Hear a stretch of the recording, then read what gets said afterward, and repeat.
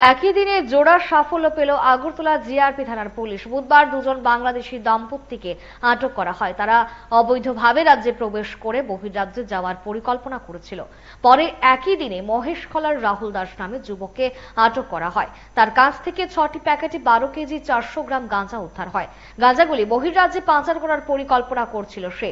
রেলের সাথে যুক্ত ওই যুবক, সে মূলত রেলের বগি সাফাই করার কাজ করে। সাফাই করার সময় গাঁজা লুকিয়ে রেখে দেয়।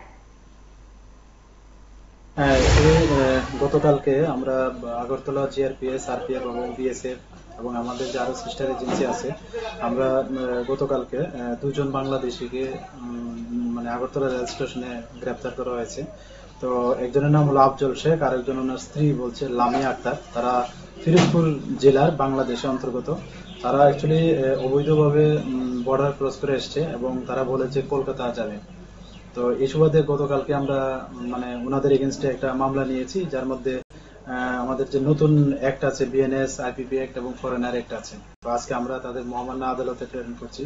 সিমিলারলি গতকালকে আরেকটা আমাদের আগরতলা জিআরপি থানাতে এনডিপিএস কেস নেওয়া হয়েছে এবং এর মধ্যে আমরা জয়েন্টলি অপারেশন করেছি আগরতলা আরপিএফ এবং আগরতলা জিআরপিএফ। তো ওনার নাম জিজ্ঞেস করবো রাহুল দাস।